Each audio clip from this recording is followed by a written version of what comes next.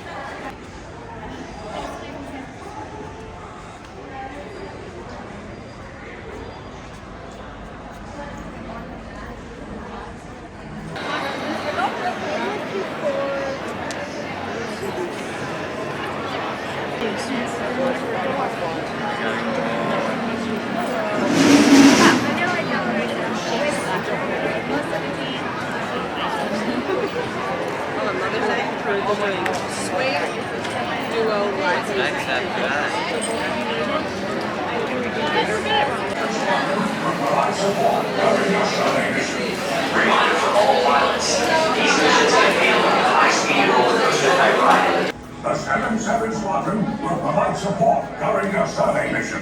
Reminder for all pilots, these missions can feel like a high-speed roller coaster.